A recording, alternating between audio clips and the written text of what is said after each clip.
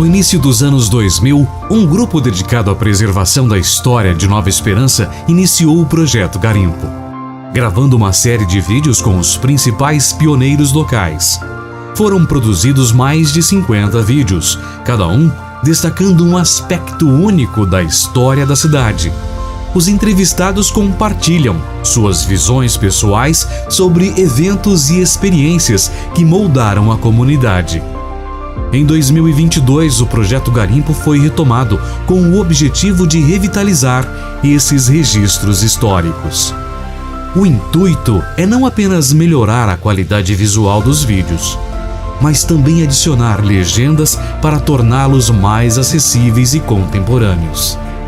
Estes preciosos registros históricos abrangem cerca de 50 episódios, cada um oferecendo uma janela única para o passado, com um entrevistado diferente em cada capítulo.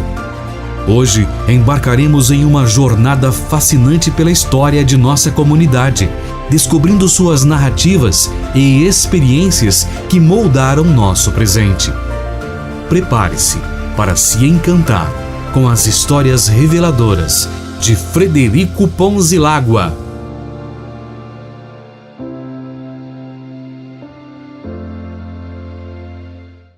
Meu nome é Frederico Ponzilagua.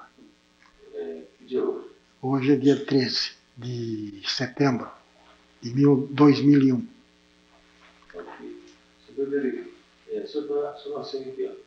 Eu nasci dia 7 de junho de 1928. Você está com que idade hoje? Eu estou com 73 anos completo. A origem da sua família é qual? A origem da minha família é descendente de italianos. E onde o senhor veio de onde? Os meus avós vieram da Itália, tanto o meu avô paterno como o meu avô materno, meus avós, e vieram para o estado de São Paulo, quando eles desembarcaram em Santos, eles vieram para um lugar lá que chamava Dumont, perto de Santa Adélia. E aí eles depois, como trabalharam como colonos da região, ganharam dinheiro e compraram propriedades agrícolas na cidade de Santa Adélia, no estado de São Paulo. E eu fui nascido ali e criado, inclusive minha mãe. Meu pai foi criado em Catanduva. E é dessa descendência que a gente veio. E aquela região, aqui eu nasci na cidade de Santa Adélia, em 1928, de 7 de setembro, não, de junho. E fui criado, estudei ali até a idade de 16 anos. Com a idade de 16 anos, a minha família mudou para Fernandópolis, estado de São Paulo também, na região da Araraquarense. Eu me casei em Fernandópolis, com que idade? com a idade de 23 anos. Até esse período você fazia o quê? Eu era comerciante de cereais e agricultor. Dos 16 anos? Até os 16 anos era agricultura e estudei na escola agrícola de Monte Alto até o terceiro ano. Depois eu abandonei a escola. Fui para o trabalho. Certo. E o senhor foi quando o senhor estava com 23 anos? Eu casei e entrei, e a gente, como a gente sempre passou para o comércio, nós começamos a trabalhar com compra de algodão, café, cereais, arroz, feijão, tudo, milho, todas essas coisas. Lá em Fernandópolis? Lá em Fernandópolis. E a gente criou uma força muito grande com esse trabalho, ganhando dinheiro, que naquela época a gente trabalhava muito. E depois a gente eu separei dos meus tios, que eu tinha uma sociedade com eles, com 33% dos negócios, e eu vim embora para Nova Esperança, em dezembro de 1957. Você tinha irmãos? Não, tinha uma irmã, mas ela não veio comigo, ela veio depois, da Certo. região. Então, Tenho ela ainda, você chegou aqui em 1957. 1957. Quando eu fiz o primeiro contrato da firma aqui, a firma chamava Ponzilacqua, Florido e Companhia. O José Florido era meu sócio e dois tios também eram sócios. Eu tinha 50% da empresa e em três tinha 50%. O José Florido tinha 25% e os meus tios 12,5% cada um. Porque eles quiseram ficar na sociedade, porque eu tinha saído de lá. Né? Voltando um pouquinho, então lá para Fernandópolis? Fernandópolis, É. né? Então o senhor já era um homem feito, casado, Feito, casado. e com experiência no comércio? Começando no comércio. Eu era muito, com 23 anos, era novo, 23, 24. Quando eu vim para cá, eu já estava com 27, né? Foi 1929 anos já. 29 anos. 29 anos. Qual foi a primeira vez que o senhor ouviu falar de Nova Esperança? Primeira vez que eu ouvi falar de Nova Esperança, eu vi uma porção de vezes, porque eu tinha um primo da minha senhora, que chama José Florido. Florido. José Florido. Ele mora hoje em Campinas. Foi meu sócio, depois ele saiu da minha sociedade e montou uma cafeira, que chamava Cafeira Santista aqui. Aqui? Depois ele saiu da sociedade, vendeu para outros grupos. Mas ele veio na frente só. Ele veio antes. Ele tinha uma propriedade agrícola aqui de 10 alqueires, aqui indo para Atalaia, ali por dentro ainda. Tá. E ele entrou na sociedade com aquele terreno na sociedade comigo. Entendeu? E nós entramos no mercado de café. Aqui. O que atraiu o senhor para Nova Esperança? Quando eu vim para Nova Esperança, ele me convidou para vir conhecer Nova Esperança. Eu já conhecia, inclusive, Maringá, essa região aqui toda. Conhecia de nome, mas não pessoalmente. Na primeira vez que eu já vim para cá, eu já comprei a cafeira paranaense, que é a cafeira que está aí hoje, que eu tenho, que é a Comercial Ponzilacqua. Veio a empresa Ponzilacqua Florido, que eles eram meu sócio, trabalharam até 1960, e eles saíram da sociedade porque eles achavam que eu tinha mais capital deles, e eles achavam que eu estava ganhando muito dinheiro, porque a gente vendia muito café, viajava muito. Eu vivia pendurado em avião naquela época, para vender, porque tinha muito avião, não tinha muito café na região, a produção era muito grande.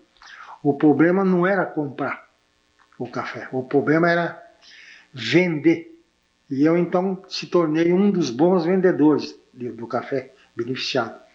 Então eu viajava para Santos, viajava para o Rio de Janeiro, viajava para Paranaguá, que sempre vivia pendurado em avião, porque você não tinha outro transporte aqui não. Quais eram as empresas?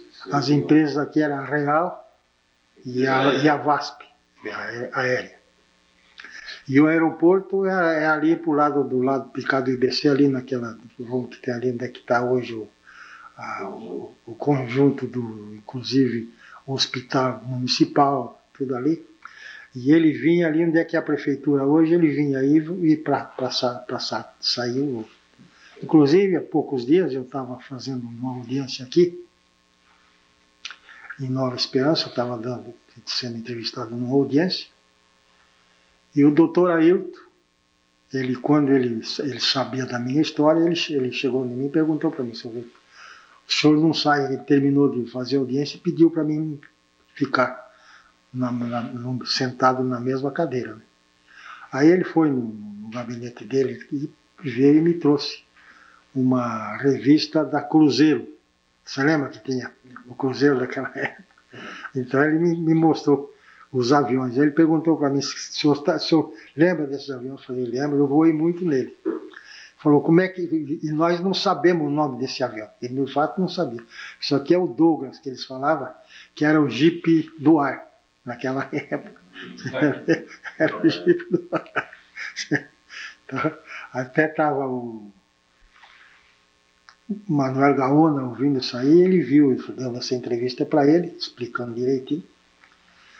E daí para frente que a gente sempre, eu vivia sempre pendurado para essas viagens que a gente tinha que viajar, porque tinha que vender. O problema não era comprar o produto, era vender.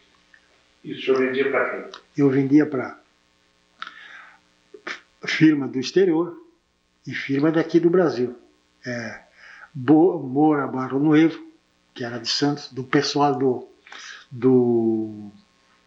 eles eram um parente do Mário Covas. O Mário Covas, o velho Mário Covas, o pai desse governador que faleceu, ele era meu corretor de café em Santos. Então, e tinha a Companhia Almeida Prado. Aqui tinha o Mário Aloísio. O Mário Aloísio, ele me vendia toda a produção dele de café, ele tinha uns 2 milhões de pés de café. E a gente comprava muito café nessa região, comprava na região toda. O senhor veio de São Paulo, lá plantava o quê? De lá? Lá era o quê? De lá a agricultura era café, algodão, arroz, mas eu plantava muito algodão. Nós arrendávamos com meus tios muita lavoura para plantar algodão, é o que nós plantávamos na região. Cana-de-açúcar não tinha? Cana-de-açúcar naquela época não tinha, tem agora, né? O senhor conhecia a pinga catira? A pinga catira eu conheci que ela era da região de como é que chama lá, perto de Taquaritinga. Era da família do Bergrossi. E eles trabalhavam, eles mandavam tudo para São Paulo. Conhecia, era muito meu amigo a família do Bergrossi. O Anjo Bergrossi era de Santa Adélia, tinha máquina de café. E depois, quando eu vim para cá, eu conheci toda a família aí, que era de Arapongas, né? E depois eles eram também, moravam em Maringá. Um outro tinha como é que chamava ele? Eu esqueci o nome dele, morava em Nova Esperança. E o Alcides e mais uns outros moravam em Paranavaí. Era o Santo. Era o Santo. A pinga não veio para cá? A pinga não veio. Eles vieram, a pinga ficou com outros lá. Que continuou morando lá, né, na região. E teve todas essas coisas que a gente vem atravessando. Enquanto a Nova Esperança, quando eu cheguei aqui, estava tudo por fazer. O senhor pode passar para a gente uma ideia de como era a Nova Esperança, uma fotografia? O dia que o senhor chegou aqui, por exemplo? A Nova Esperança era uma cidade que não tinha nada. Ela já era uma comarca recém-criada. Né? Ela foi criada... Ela deve ter se criado, a comarca dela foi criada em 1955. Isso, está se entendendo onde o senhor chegou. Cheguei ao refém que eu cheguei. Ali tinha, por exemplo, a rodoviária na Praça Mélio Palheta, ali, era tudo. E tinha os pessoal que trabalhava motorista da praça aí, era o Antônio Prisão, era o finado Júlio Benatti, que é pai do finado Zé Benatti aí, da família do Benatti. Ele era um motorista de praça, por sinal um homem muito direito, o Prisão também. E tinha outros motoristas de praça que a gente usava muito. E era esse o trabalho que tinha. Ali onde é que está hoje, por exemplo, o Mercado Sena, ali do lado era a serraria do Valdemar Barbudo. Ali, quando dava aquela enxurrada ali, aquilo levava tudo, aquela coisa virava, que tinha que comprar. A gente tinha que comprar para a prefeitura, que era o Pedro Zanus era o prefeito, nós tínhamos que ajudar ele a comprar madeira para fazer a ponte outra vez. Aqui, naquela época, nós mandava arrumar as ruas de enxadão, porque não tinha maquinário Só muito para pouco. as pessoas se localizarem, a sua máquina ficava em cima de rua.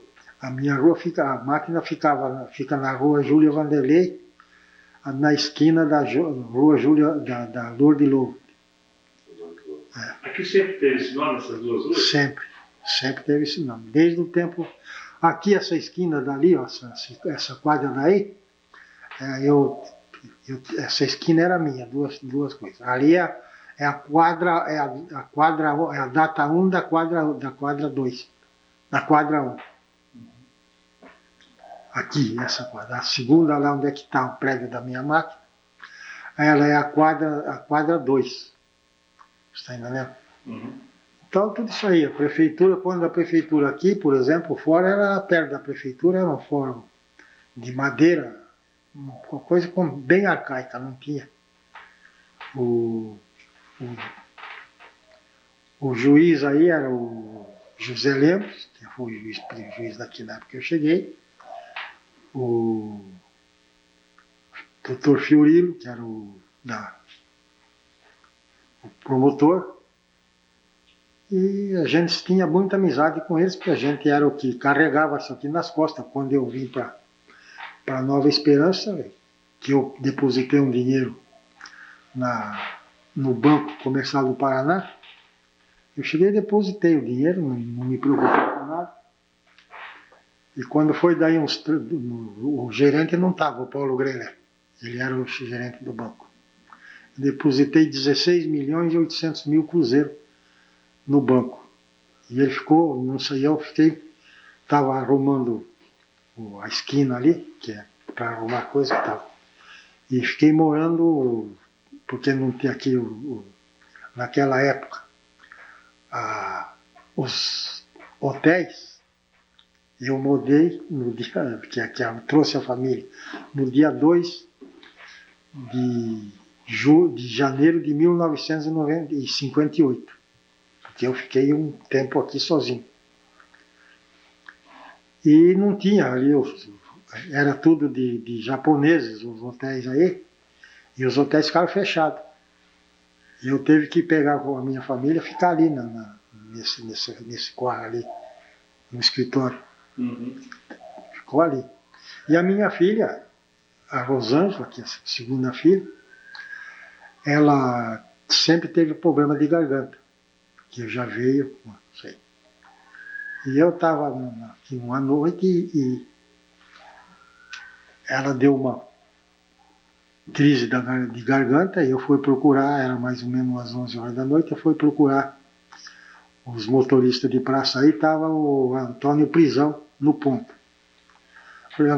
Pedi para ele que ele me explicasse quem fosse um farmacêutico aí que tivesse dono de farmácia para mim poder comprar os remédios que não tinha. Eu sabia o nome, mas eu sabia que dava para comprar. E aí ele me levou na casa do Costa Monteiro, que ele era o dono da farmácia onde é que é hoje, que era aqueles açougues que tem ali. Tinha açougue, agora não tem mais, agora tem aquela na praça ali, do canto do caso ali. Ele tinha farmácia ali. Aí ele me levou na casa dele, ele morava na rua Ulisses Orozeiro, que é do lado aqui. Aí eu cheguei com ele para comprar os remédios e estava saindo dinheiro no momento. Tinha dinheiro, mas tinha que trocar. Aí eu falei para ele, o senhor Monteiro, o senhor faz o favor, o senhor vai eu vou assinar essa coisa, amanhã eu venho pagar. Aí eu dei o meu nome para ele, senhor Frederico Ponzilato. E o Paulo Greler, como gerente do Banco Comercial do Estado, do Paraná, ele estava preocupado porque ele tinha medo que eu fosse levantar aquele dinheiro e o banco não tinha caixa para pagar. Entendeu? Aí o Paulo Greler tinha muita amizade com o senhor Monteiro, Costa Monteiro. Aí quando foi no outro dia cedo, ele foi conversar com o Costa Monteiro na farmácia dele. Aí ele perguntou para ele, Paulo, quem é que você está procurando aqui? Porque eu estou preocupado com o senhor Frederico Ponzilato, porque ele depositou um dinheiro grande aí, eu não sei para que é esse dinheiro, nem sei quem é. Falou, eu consegui falar com essa pessoa ontem. Ele comprou a máquina paranaense. Tá lá. Aí ele veio aqui para falar comigo, o Paulo Greler junto com ele, né? Que ele quis vir aqui, o Paulo Greler. E ele chegou, era umas 7h30, não era nem 8 horas ainda, e eu estava levantando. Aí ele chegou aí, olhei bem na cara dele assim. Eu falei, o senhor chegou aqui por quê? Ele falou, para receber o dinheiro agora, porque eu me chateei, né? Aí ele falou, não, senhor, não é nada disso não, o senhor vai me desculpar, é que esse senhor aqui quer falar com o senhor.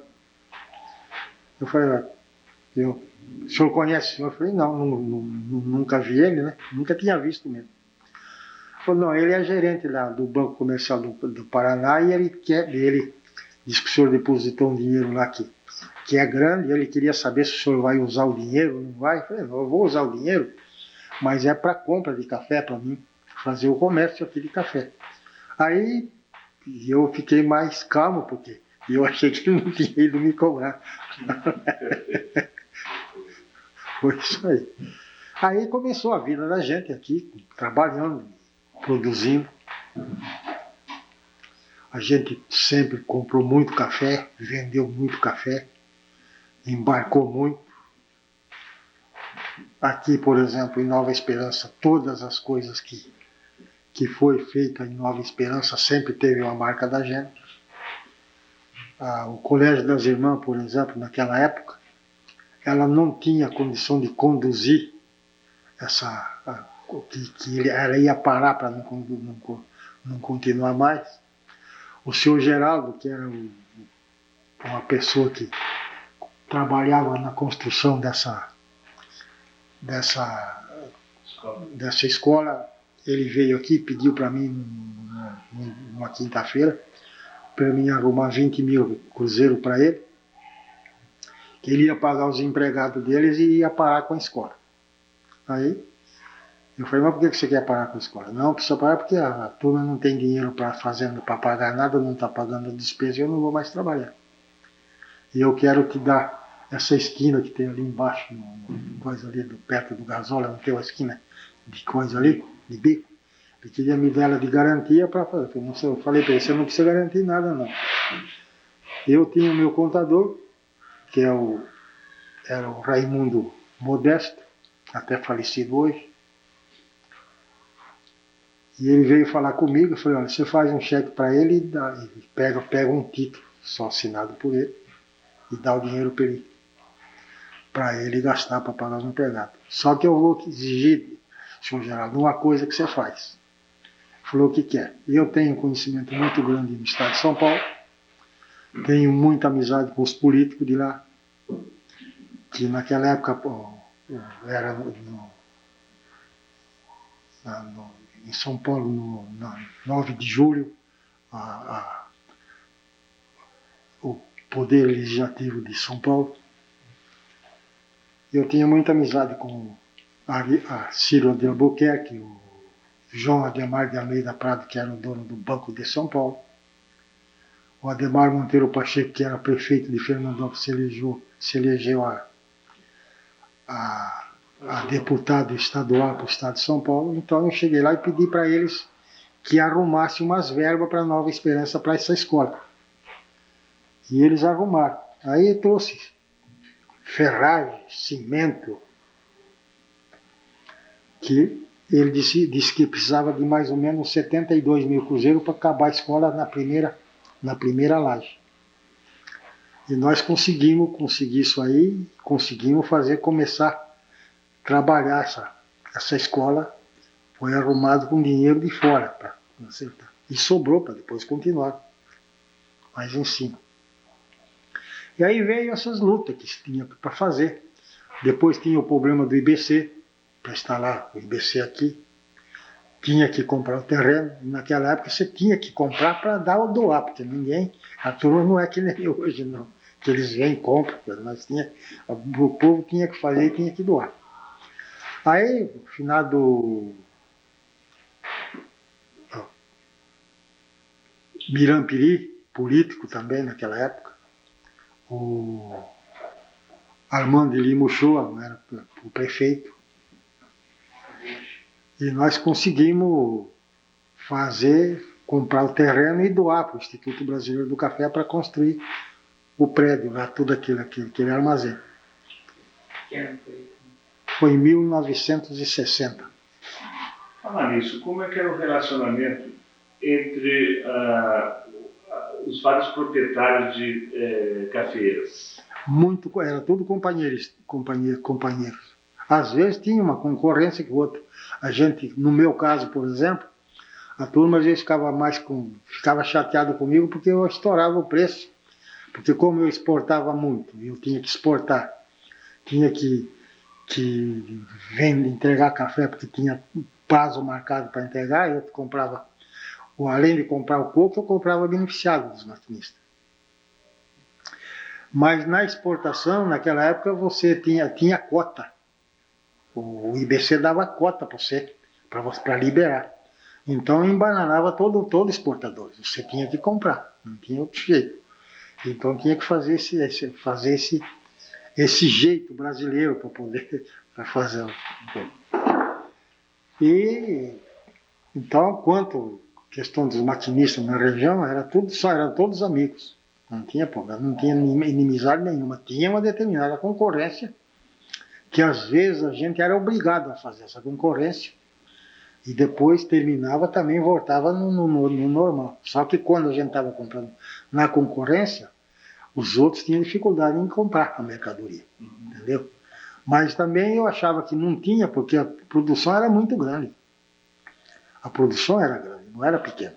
Você chegou a ter alguma associação de proprietários ou um sindicato? Não, aqui quem sempre brigou para querer criar associações e sindicato, e brigava com o pessoal que ele se dizia que o pessoal do asfalto, era o Elísio Franco, que ele além de ser um dos maquinistas da Cafeira Paranaguá aqui, ele era gerente do Banco Paraná Santa Catarina, do grupo que tinha ali, que era da Cacique hoje, que era do Horácio Coimbra, que era o dono, ele era o dono do Banco do Paraná Santa Catarina. Então, ele, por exemplo, era um sujeito que sempre se discutia essas coisas, associações, essas coisas. Mas nós tem um homem que ele sempre foi um sujeito pé no chão e cabeça no lugar, o Aníbal Bianchini, que ele, por exemplo, sempre foi procurador do IBC. Ele sempre foi um sujeito que, ele, além de ser fazendeiro, e que ele era um dos diretores da Companhia Melhoramento do Norte do Paraná, ele brigava em benefício dos cafeicultores, porque ele era cafeicultor. Ele nunca foi, assim, um comerciante de café. Ele era cafeicultor e eles beneficiavam o café dele, às vezes eu comprava muito café deles. O café deles era beneficiado com as máquinas deles, mas da produção deles mesmos. Você entendeu? Entra lá ver se tá.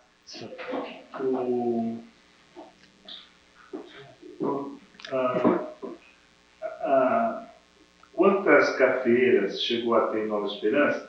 E quais eram as principais? Acho que queria ter uma ideia. As principais que aqui tinha, acho que me parece, se eu posso dar o nome de todas elas, só que não dá tempo agora para fazer. Mas se vocês querem dentro de uma hora ali, ou amanhã ou depois, eu pego o nome de todas elas e dou para vocês.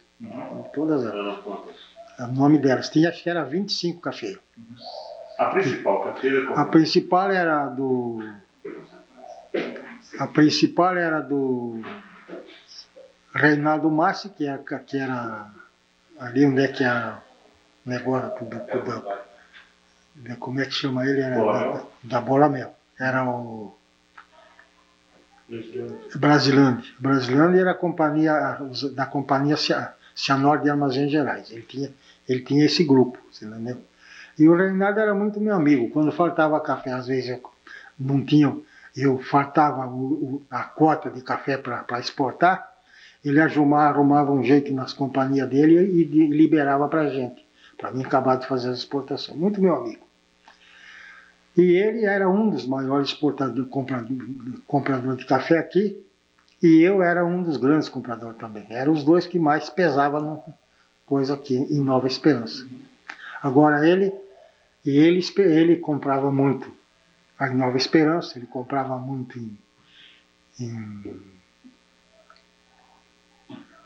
lá como é que chama lá? Que é a matriz dele. Rolândia. Na Rolândia. E o pai dele tinha aqui, perto de coisa, como é que chama lá? Não, não é Chamacuaia.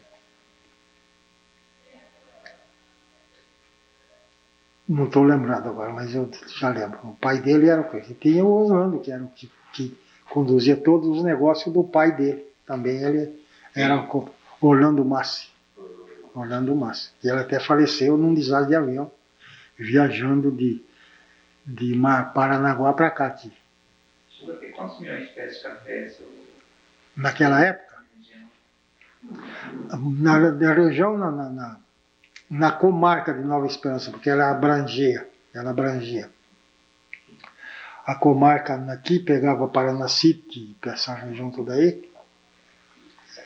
Às vezes a turma falava 50 milhões de pés de café, mas 48, depois que foi perdendo ela numa região aqui entre, por exemplo, de Floraí, Atalaia, que pertencia à comarca de dava 35 milhões de pés de café. Entendeu? Isso era uma produção muito grande. Sr. Frederico, o senhor falou do Dr. Aníbal e da companhia. Como era o relacionamento dos empresários e dos políticos com a Companhia Melhoramento? Muito boa. Eu vou explicar uma coisa que hoje ninguém faz isso. A Companhia Melhoramento fez uma colonização maravilhosa nessa região. Ele vendeu aqui, dessa região toda aqui, o terreno maior que tinha era 25 arqueiros. Você entendeu? E vendeu para produtor, para trabalhador direto. Às vezes eu ia pagar, e os pagamentos deles, era tudo, o banco deles era o Banco Mercantil de São Paulo. Você entendeu? Então, às vezes eu ia dava o cheque para o pessoal ir pagar o banco, o próprio funcionário do banco dizia para eles não pagar. Depositar o dinheiro em outro banco, ou depositar lá, para ganhar, para ter um juro melhor, e pagar o juro da Companhia Melhoramento, que era muito pequeno. Então eles faziam questão de não receber. Hoje não tem mais isso, né? Então eles falaram muitas vezes, não, para que você vai me pagar se eu não estou querendo receber? Você aplica o dinheiro em outras coisas. Aplicava no Bradesco, no Banco Comercial do Paraná, no Banco América do Sul, no Banco do Paraná, que era um banco que foi o Reinaldo Massi que montou, que depois foi vendido para o Banco do Estado do Paraná. Aqui tinha uma porção, Banco Noroeste. Todos eles aplicavam. E depois, quando veio, aplicava para esses bancos mais, assim, que particular, né? Em 1962, foi criado aqui o Banco do Brasil, que foi instalado em Nova Esperança. Até tem uma força muito grande da gente, que na época até o Armando de Lima Ochoa era prefeito aqui, naquela época. Então o Rosa, ele era o gerente do Banco do Brasil em Maringá. E tinha o diretor comercial do estado do Paraná, eu não me lembro o nome dele, um homem maravilhoso. Ele queria que o Armando de Lima Ochoa fosse com ele, fosse no Rio de Janeiro, para ele já trazer o banco. Mas tinha que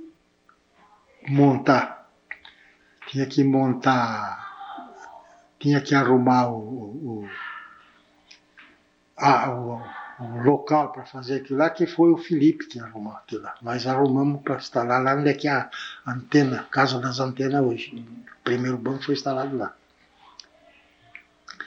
Então os maquinistas aqui tinham assumido para instalar isso logo, que compraria uma casa de residência pro gerente. E o gerente veio de Curitiba. Chamava-se Otávio. Não lembro o sobrenome dele. Então, e até os maquinistas compraram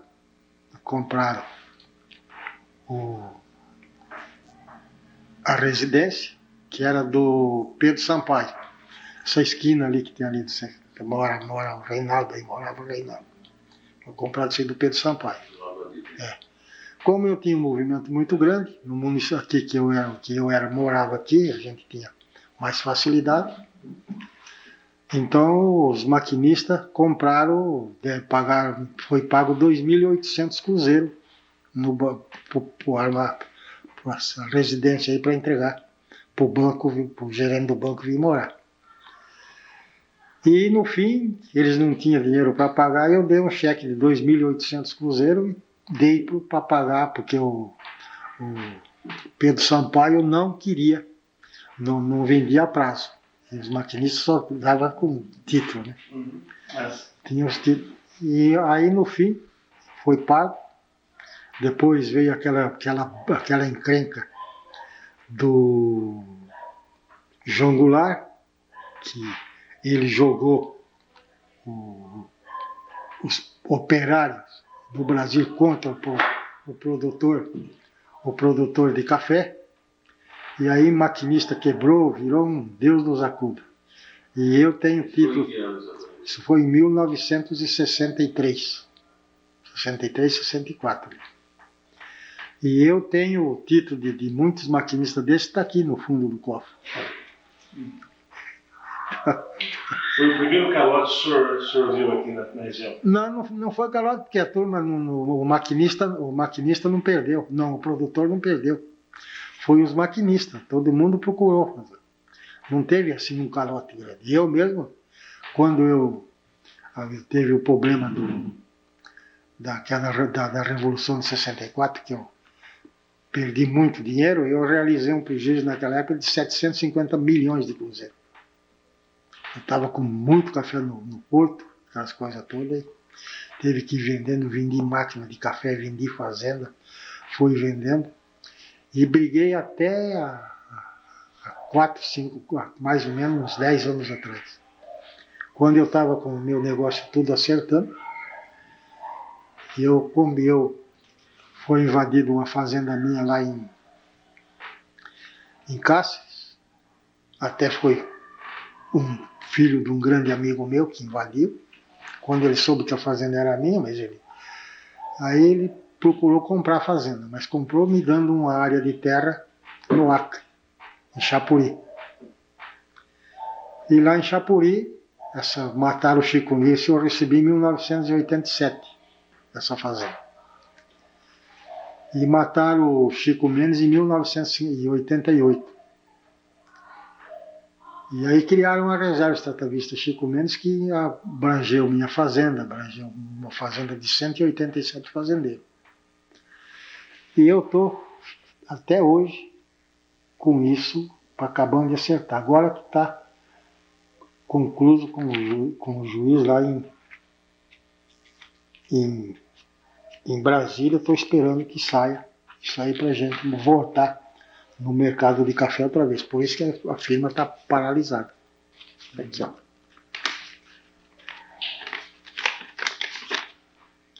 Todo aquele barulho do movimento no Brasil aí do Chico Mendes, aquela coisa toda, fazendo aquela anarquia.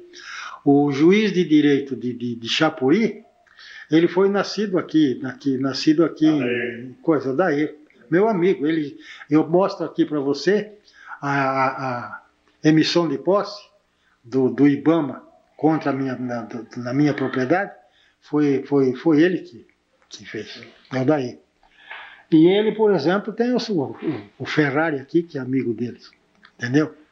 O Ferrari é o sogro dele. Ele é genro do Ferrari. E aí, aquele barulho todo, aquele movimento, o Ulisses Guimarães estava em Brasília e ele sabia que eu tinha comprado a fazenda lá. Eu tinha muita amizade com o finado Ulisses Guimarães. É uma pena ele ter morrido.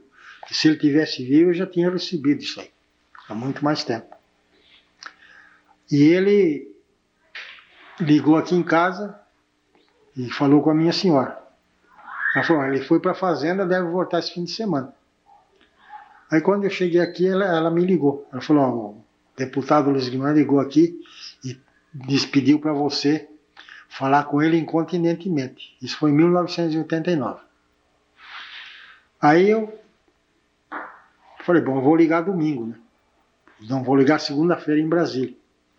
Mas ele, como morava em Rio Claro, e ele vinha passar os fins de semana em Rio Claro, ele chegou em Rio Claro e não se contentou, me ligou no domingo em casa. Aí ele falou comigo. Ele disse, seu Frederico, o senhor está investindo muito lá na fazenda lá em cima. Eu falei, estou.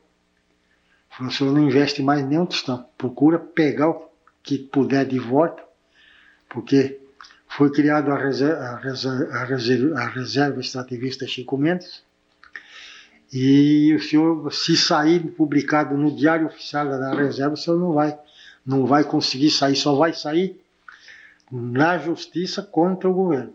Ele vai pagar. Mas nós a reserva extrativista já está criada e vai ser publicada daqui a uns dias. Mas não deu outra. Quando o Fernando Collor de Mello ia assumir o governo, no dia 12 de março de 1990, foi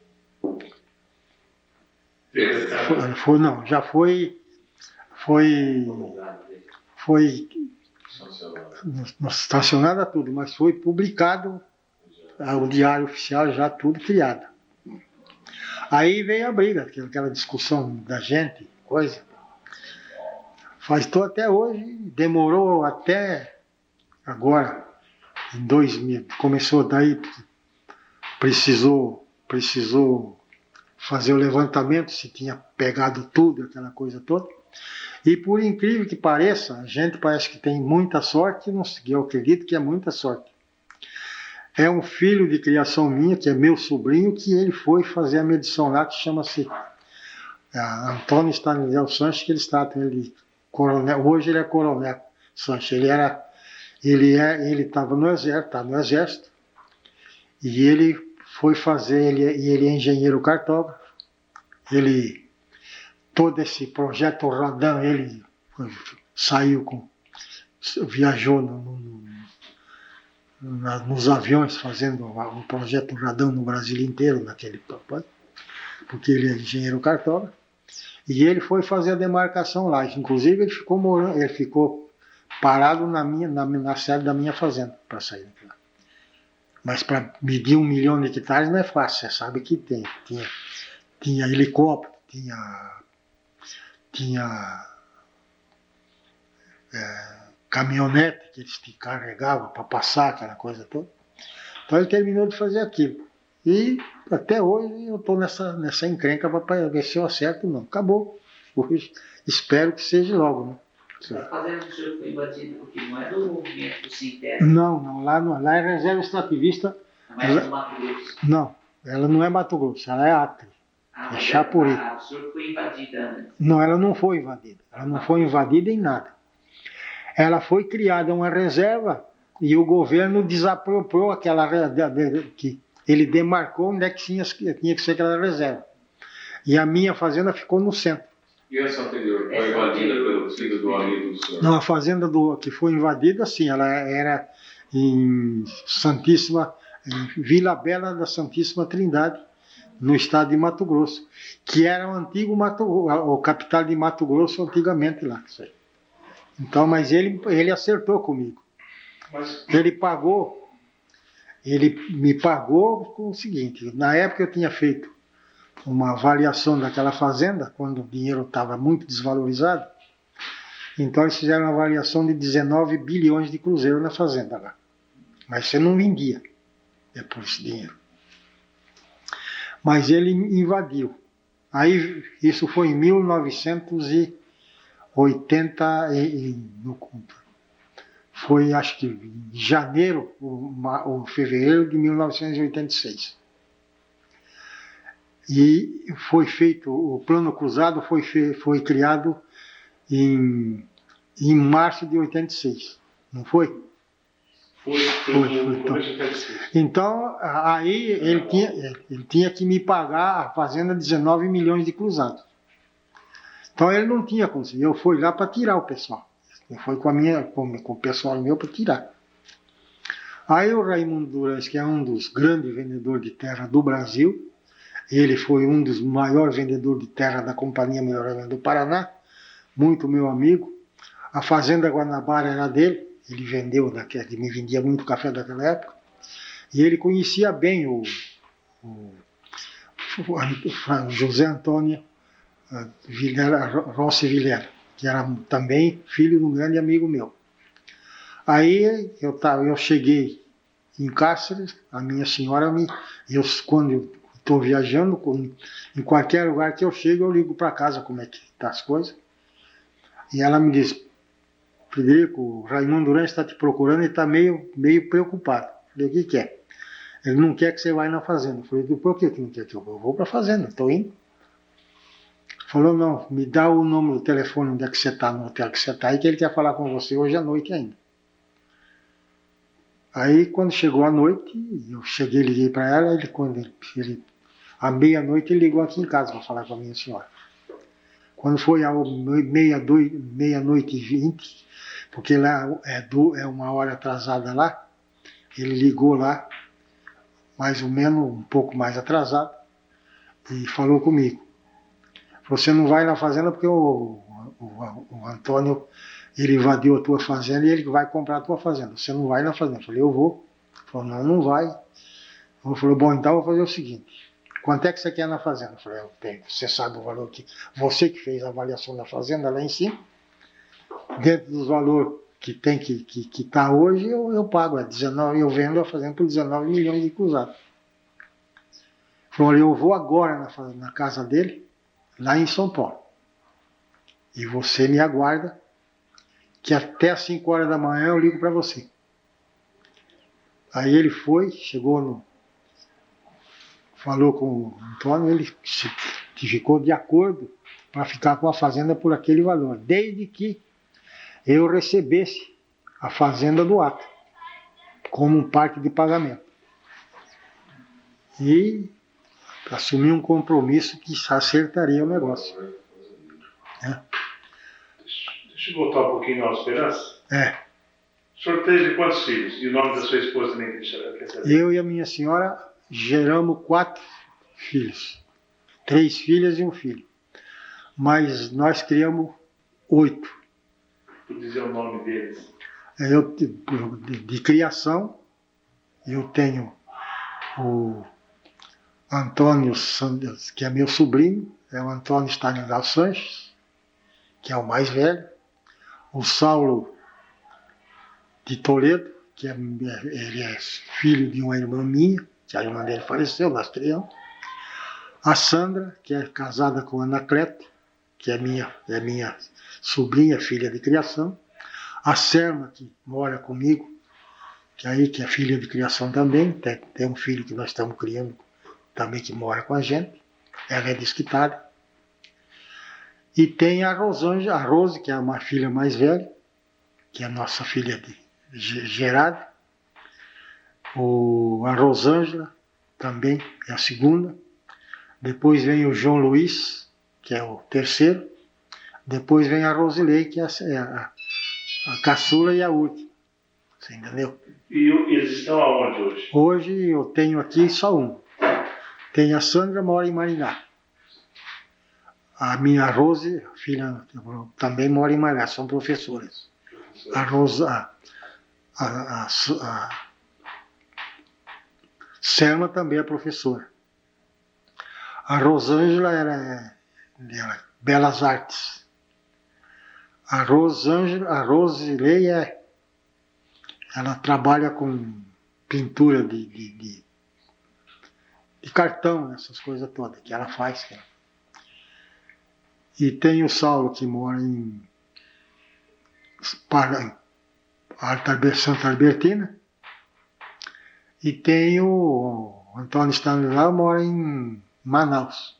É casado com a filha do Palhano aqui. nome da esposa? O nome da minha esposa? Dercy Saravalli Ponzilac. Frederico, então, nós tínhamos parado em 64. Que com O prejuízo que eu tive. o prejuízo que os maquinistas tiveram. Teve. Não é isso? Conta então daí para frente como é que foi a sua vida aqui em Nova Esperança. A minha vida em Nova Esperança foi assim, uma coisa que já até tem gente que admira. Eu teve um prejuízo muito grande, eu disse para vocês que eu realizei um prejuízo de 750 milhões de cruzeiros naquela época, prejuízo. Mas eu, como tinha muito movimento de café armazenado e essas coisas, fez uma reunião de 3 banqueiros para ver se eles conseguiam me ajudar e eu sair do pepino, do prejuízo. O finado Amador Aguiar, que era muito meu amigo, o finado Rafael Papa, que era o diretor-presidente do Banco Comercial do Paraná, e o Avelino de Andrade, que era o diretor do Banco Brasileiro Mercantil Brasileiro, que é o Bamerinos. Todos eram meus amigos. Aí veio aquela até chegar na base de 67, que a gente foi empurrando aquilo tudo, sofrendo feito um condenado. Mas o senhor operando ainda está feito? Não, liquidando. Fechou as portas? Liquidando, não fechei as portas, ficou aberto. Inclusive, eu tenho um juiz aqui maravilhoso, chamava-se Augusto Malucelli. Ele tem me ajudado muito, porque ele viu que não podia ter um prejuízo daquele. E ele era o juiz aqui, que ele tem me ajudado muito. Né? E eles, os 3 banqueiros, chegaram a uma conclusão que eles não aguentavam. Eles poderiam ter um prejuízo muito grande também. E como era banco, era muito difícil. Eles iam se embananar também. Então eles não conseguiram fazer uma composição comigo. Os outros cafeicultores também tiveram o mesmo problema? Os outros cafeicultores teve uma porção que teve o mesmo problema. Só que os negócios dele eram pequenos, era mais fácil de... porque eu era exportador, né? Eu mandava café para os Estados Unidos, mandava para a Alemanha, mandava para... Eu tenho aqui, até para vocês, se vocês quiserem, eu tenho até os registros dos portos que eu exportava. Eu exportava por Paranaguá, exportava por Santos, Angra dos Reis, Rio de Janeiro e Niterói. Tudo isso, porque na época você tinha que ter cota. Tinha que ter as cotas para você poder, porque o IBC liberava. Se não tinha cota, você não podia vender. Então, nessas cotas, quando eu acabava de comprar, de fazer esses negócios que tinha que fazer, eu comprava até um pouco mais caro os cafés, porque o sujeito tinha cota para fazer, mas não tinha condição de exportar. Então eu exportava, eu usava na minha exportação. Você entendeu? E aí os banqueiros não puderam fazer um acordo com o senhor? Não fizeram. Só que foi o seguinte: olha, você vai conduzir o teu negócio, nós sabemos que você vai sair. E na hora que você precisar de nós, que estiver mais ou menos, nós vamos te arrumar. Pode procurar que nós arrumamos dinheiro, todos os 3. Mas eram amigos, assim, só que, como o banco, você sabe, o banco não pode brincar com dinheiro de terceiro, você não pode brincar mesmo. Né? E eu tomei prejuízo sozinho. Vendi fazendas, vendi máquinas, eu girava naquela época de mercadoria minha dentro do pago, sem problema nenhum, 350 mil sacas de café limpo que eu girava sozinho. Mas eu estava com mais de 3 milhões de sacos de café comprado e armazenado. Foi quando veio aquela quebrada. O ministro chamava-se Souza Dantas, que era o ministro do João Goulart. Foi o ministro da fazenda dele, foi ele. Mas quebrou mesmo, né? Foi uma coisa fora de série. Mas graças a Deus, tem gente que tinha medo. A minha senhora, por ela ser do jeito que ela é, que eu consegui atravessar. Porque ela, quando viu o negócio, ela chegou em mim e eu tinha todas essas crianças que iam na escola. Entendeu? Ia na escola. Não tinha ninguém que. Aí ela chegou em mim, um dia, aí mais ou menos uns 20 dias que tinha passado por tudo aquele prejuízo, aquela coisa toda. Eu tinha um carvão preto na cabeça desse tamanho, que você sabe, prejuízo não satisfaz ninguém. E ela chegou em mim um dia e falou, Frederico, eu queria falar com você.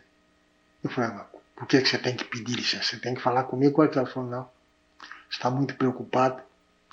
E eu estou ficando muito preocupada com você. Aí ela chegou.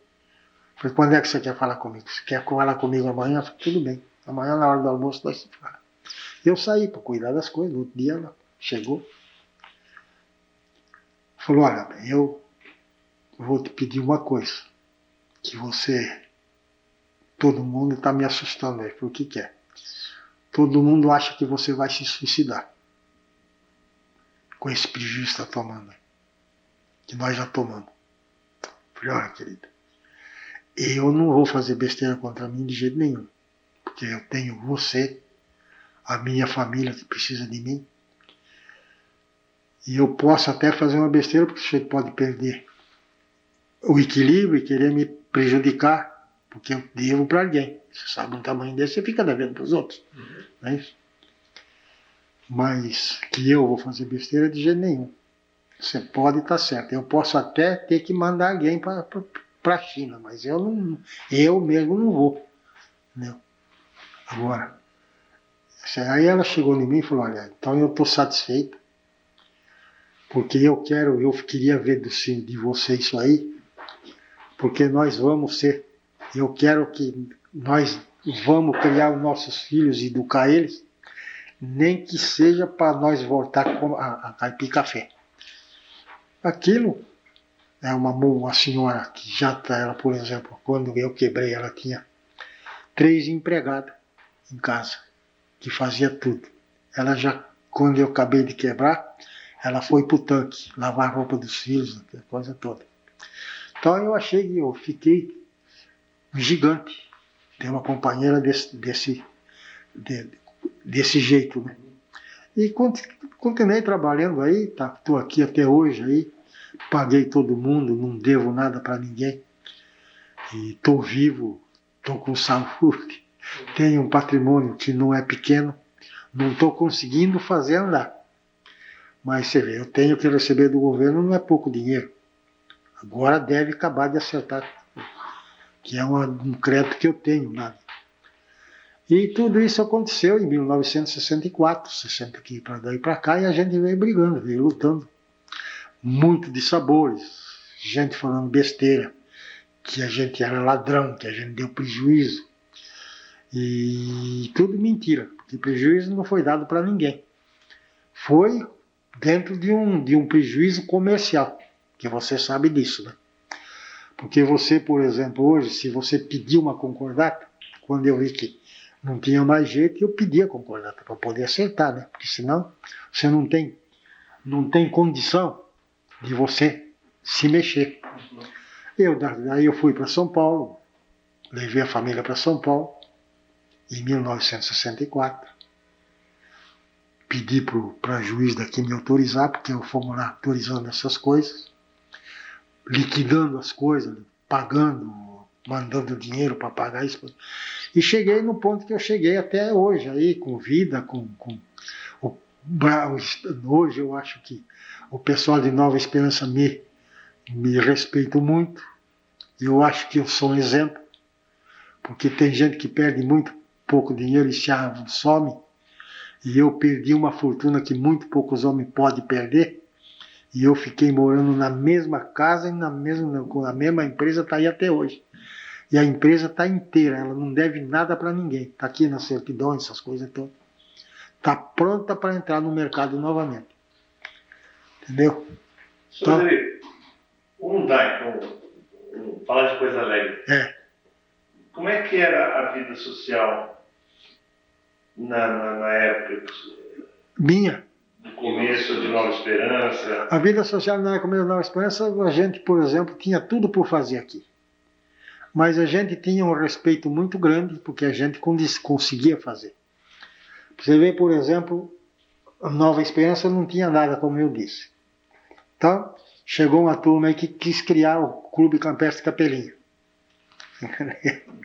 Eles conhecem bem isso aí, o Clube Capelinha. E o Clube Campestre Capelinha, a turma comprou. Acho que é um arqueiro e meio, uma coisa assim, não sei. E eles fizeram um pouco, pagaram a parte. Depois não tinha dinheiro para pagar o resto. Né? Então eles criaram o clube e estavam vendendo ações. Mas eles não recebiam, eles não podiam dar as ações. Porque eles tinham que vender as ações para pegar dinheiro. E eles tinham que, acho que foi, compraram aquilo lá por 1.500 cruzeiros naquela época, coisa assim. Acho que está lá na conta. Aí a turma começou a brigar por aquela coisa toda e queria dar um título para a Companhia Melhoramento Norte do Paraná. Para pegar a escritura, para poder emitir a escritura, para eles poderem emitir o título de associado. Mas a companhia não queria. No fim, tinha o Heriberto, que era o procurador, Bruno, que era o procurador da companhia. Ele foi lá para arrumar um negócio, o Alfredo, que era o presidente da Companhia de Melhoramento aqui em Maringá, Nifra, né? Ele falou, olha, eu faço o seguinte, eu aceito esse título aí como pagamento à vista, se vocês pegar o aval do seu Ponzilato lá. Não tem problema. Se ele avalizar, eu libero, eu dou escritura, mando dar escritura. Aí veio o pessoal falar comigo aqui, para mim assinar o título, né? 90 dias. Eu olhei na cara dele, falei, o que vocês vão fazer? Com 90 dias vocês conseguem vender tudo que tem? Para nós não sei. Tudo bem. De qualquer jeito eu vou ter que pagar esse título, se eu avalizar ele. Mas a gente podia, com aquele bruto movimento, que ele todo tinha condição. Eu falei, olha, fala o seguinte, vai lá, eu falei para o Raimundo Modesto, faz o título. Faltava 750 cruzeiros, acho que era na época, para pagar o terreno, para pegar a escritura e poder emitir os títulos dos associados. Você deixa o título para mim, vocês assinam aí, deixa para mim e eu dou o dinheiro para vocês pagarem. Não precisa companhia, não. Vocês pagam a companhia e acabou. E foi o que nós fizemos. Eu dei para eles. No fim, eles não conseguiram me pagar. Porque não deu. O negócio foi. No fim, é o que eles fizeram comigo. Chegaram em mim aqui um dia e eu paguei. Paguei 50% do terreno, que eu dei para eles pagar. Paguei toda o combustível para fazer aquela terraplanagem antiga lá, tudo aquilo lá. Paguei o poço semi-artesiano, dei para eles fazer. No fim, aqui, quando começou a trabalhar, aqui tinha a energia elétrica, aqui tinha um motor aí que trabalhava só até meia-noite, depois parava. E eu tinha um conjunto aí que estava parado, eu peguei e doei o conjunto de energia elétrica para o clube, doei para ele. Isso foi que ano, senhor? Isso foi em 1961, por aí, 60 acho que foi. Foi quando começou. Acho que ela começou em 60. Deve ter sido em 60, no fim de 60, 61. Quem que veio conversar com o senhor? Veio o Paulo Grelec, ele era o tesoureiro. O presidente era um turco, como é que chamava ele? Você lembra dele? Hein? Não estou lembrado o nome dele. O Abrão, acho que era Abrão Calil. Ele era o presidente. Presidente, Batia Cury. presidente, Abrão Calil era o presidente, depois tinha uma porção aí, o Dário, que era dentista, o Dario, que era gerente o Dário era o dentista, e tinha o Dario, que era o gerente do Banco Noroeste, e uma porção deles aí que vinha, o Dr. Tsuneu, o Sano também fazia parte do... Esse morava perto do senhor aqui, o Cury. Sim, mas não era o Cury, que era ele era o titular do escritório Paraná. Ele era contador. Ele era dono do escritório Paraná.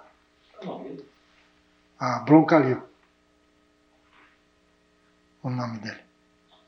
Fazia muitas festas aqui? Fazia. Então aí quando aconteceu tudo aquilo, por terminar o assunto, eles vieram fazer um pagamento, acertar o negócio comigo. Aí juntou umas 8 pessoas da diretoria aqui. Não era essa mesa, não era. Era outra. Aí eles falavam, faz a proposta para ele. Aí eu falei, o que é que você está falando? É o seguinte. E nós vamos te dar 2 títulos de sócio remido. É o jeito que nós podemos liquidar o negócio com você, com o senhor aqui. Eu falei, mas e como é que vocês querem dar esse título de sócio remido? Nós damos um para você e outro para sua senhora. Eu falei, mas para minha senhora você não precisa dar, porque ela vai ter as minhas crianças. Aí eles falaram, mas como é que eu faço? Eu falei, é o seguinte, você dá. E eu vou aceitar isso, porque senão vocês vão ter que vender o campestre para me vender, mas para me pagar. Eu não brinquei com ele. Eu falei, eu dou. Isso aí. E vocês dão um título de sócio remido para o meu cunhado, que é ele é o meu diretor superintendente da firma, chama Tassiano Jodas Nogueira, que ele era o diretor superintendente da firma aqui. Ele trabalhava aqui comigo. O vice-presidente era um tio meu que ele ficava mais em Paranavaí. E foi assim que nós conseguimos criar esse clube, que ele sempre foi, hoje, ele sempre foi um dos melhores clubes daqui, né? Sempre. Assim que nós conseguimos fazer isso aí. No fim... Mas o senhor ia a festas? O senhor gostava? Ia, em todos os bailes que tinha, disputava... O senhor ia dançar? Ia dançar, ia em baile. Qual o nome da esposa? Dercy Saravá.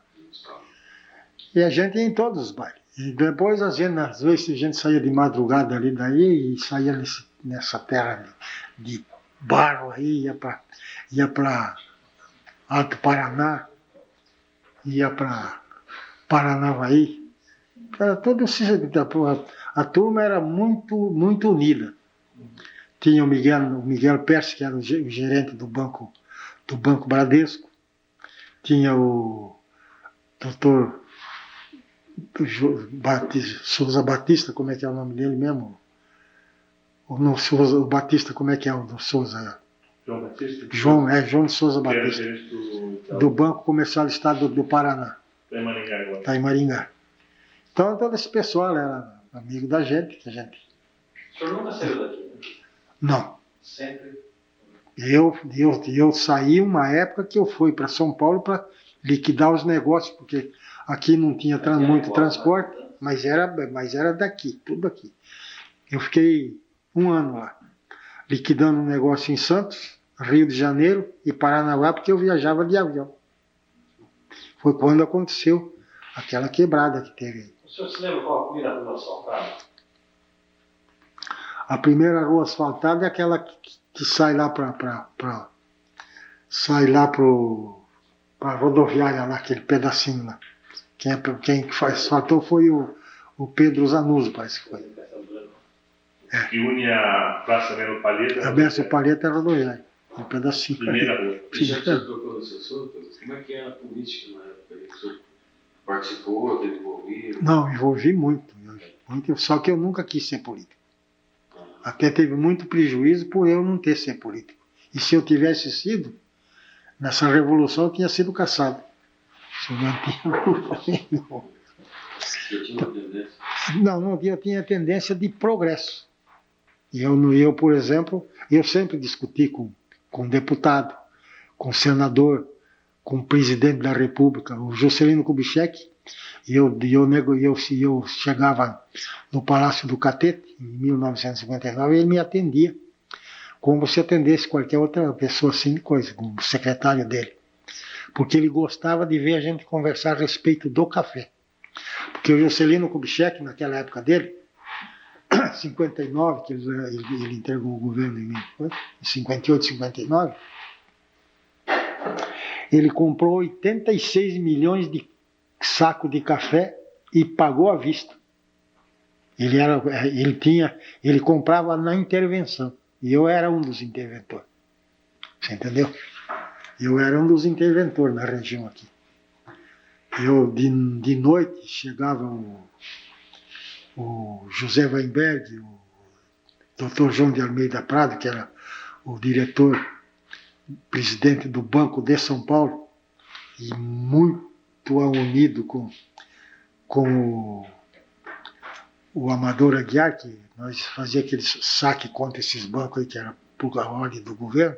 A gente sacava dinheiro aí do jeito que quisesse, para pagar café. E o gerente naquela época era Sebastião Paz de Barros, que era o gerente, não, o ministro da Fazenda. Sebastião Paz de Barros. Tinha dinheiro para café que não tinha problema. Você armazenava, entregava o café, de pagamento, você comprava, não tinha problema nenhum. Você fazia saque contra a Companhia Almeida Prado Exportadora, que chegava nos bancos aí, nesses bancos do Banco do Bradesco, de São Paulo, fazia saque de 80 milhões de cruzeiro para pagamento de café, aquelas coisas todas, e não tinha problema. Era a única coisa que o gerente tinha naquela época, eles brigavam, porque o sujeito queria pegar o dinheiro para tirar, né? E eles queriam que depositasse. Então eu tinha aqui no meu movimento aqui, inclusive o Reinaldo Massi também. Ele era um dos interventores. Ele tinha um funcionário do banco aqui para falar com o pessoal. A gente comprava o café, que tinha o pessoal que comprava, e eles iam dobrar o produtor para depositar no banco. Então a gente dava o cheque para aquele banco, porque não tinha dinheiro para soltar daquele jeito. Era muito violento. Isso tudo é uma consequência, sim, da política já mais a nível nacional. É. E aqui, a nível municipal, qual foi a sua participação e quem que o senhor apoiou? Aqui eu sempre apoiei Aqui eu apoiei muito o pessoal do naquela época era PTB. Eu sempre fui muito simpático ao finado Adhemar de Barros. Eu era partido PSP, Partido Social Progressista.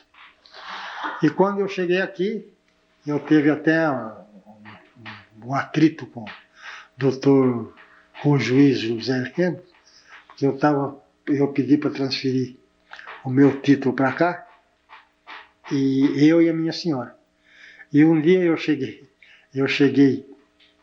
no cartório do Nelson de Lucas. Ele era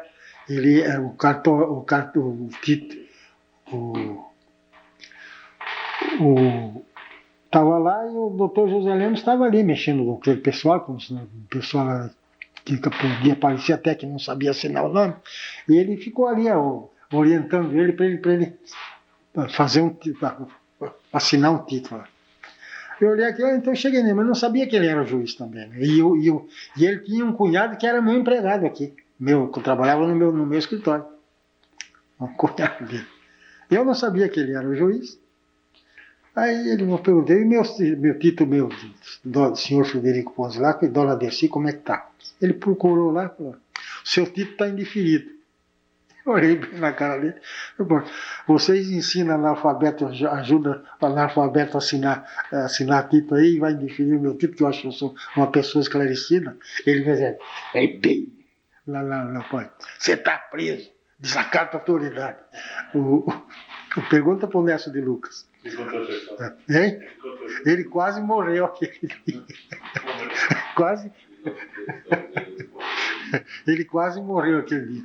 Aí o Nécio de Lucas, eu tinha passado todo, eu tinha tirado as escrituras da firma aqui que eu tinha comprado, da companhia da Cafeira Paranaense, e passado para Ponzilaca Florido, que era, naquela época, a Ponzilaca Florido estava funcionando aqui, né? Aí tinha o doutor João Fiorilo, o promotor, o João Fiorilo, que ele me conhecia muito. Tinha o Dirceu Viana, que era o presidente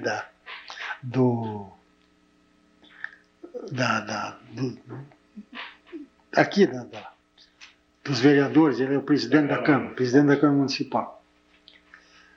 E aí ele mandou me prender, né? Eu falei, não manda levar no carbono. Eu falei, eu vou no carbono, nada, senhor, vai no meu carro. Não tem no meu carro, vamos lá, não. Vamos lá. Peguei e vim. Aí na delegacia. Aí o João Fiorilo, o João Fiorilo veio a pé, de lá que é ali onde é que é está hoje, o Luizinho aí, né? Ali? Era ali a delegacia. Ele chegou lá e falou, Ponzilaca, o que você arrumou? Eu falei, arrumei o quê? Bom, ele vai te processar. Eu falei, não vou processar nada. Você sabe quem é? Eu falei, eu não. Deve ser um barra-bosta, né?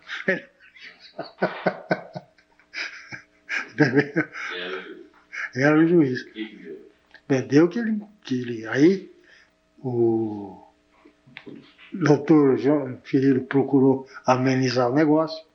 O Dirceu Viana me levou para a casa dele, que é lá, o Dirceu Viana na época, é lá onde é que é ele morava, a casa dele é lá onde é que é o Colégio das Irmãs, por ali. Você entendeu? Eu falei, mas eu não sabia que era o juiz. Aí, quando chegou aqui, já é o barulho aqui. Aí o cunhado dele falou, olha, filho, eu vou falar com ele à noite, mas ele é muito tinhoso. Eu falei, deixa ele, não tem problema nenhum. Eu já fiz o erro e eu vou ter que aguentar, não tem problema nenhum. Doutor Tsuneu eu tinha constituído o doutor Tsuneu, meu advogado, e o doutor Sérgio Lanzoni. O doutor Sérgio era meio doido, né? Ele não tinha muito juízo. Aí levou 30 dias, levou 60, levou 90. Quando chegou um dia, o doutor Sérgio chegou aqui cedo no escritório, que é em bruta movimento. Falou, Felipe, eu vou liquidar aquele negócio daquele processo seu lá. Eu falei, por que você vai ligar? Você vai ligar que jeito? O homem não concorda, ele quer me ferrar. Falou, vai acabar com os troços. Falei, vou lá agora. Meu advogado, eu não vou me preocupar, né? Chegou lá, sentou lá com o doutor,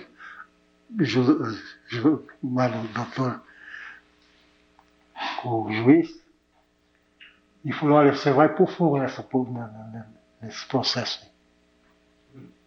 Vai pôr fogo. Deixou o doutor Filho quase louco. O doutor Filho estava do outro lado, né? Aí o doutor Filho foi lá do lado dele e me ligou aqui. Falou, Felipe, me chama o doutor. Eu vou falar pro doutor Sérgio que você está chamando ele aqui no telefone, você pede para ele aí. E eu vou daqui a pouco. Aí ele foi atender o telefone e falou, não, eu vou acabar com esse processo. Eu falei, mas não tem, você vai me criar um problema muito sério. Vem para cá. Você vai, né? E foi. Aí conseguimos amenizar isso aí. O que aconteceu? Com esse barulho todo, o doutor Fiorilo e o Dirceu Viana, o doutor Tsuneu, e esse pessoal tudo dentro da política, dentro do coisa, chegou nele e ele concordou em arquivar o processo. Aí arquivou. Aí acabou. Esse hoje é um grande amigo meu. Até há pouco tempo ele encontrou lá o Nelson lá em Londrina, que ele tem uma filha que mora lá, né? Ele mora em Curitiba. Falei, eu queria ver como é que está o Ponzilaca, com aquela encrenca que nós arrumamos lá. Vamos passar. Ponzilaca, como a gente está com o tempo já esgotado,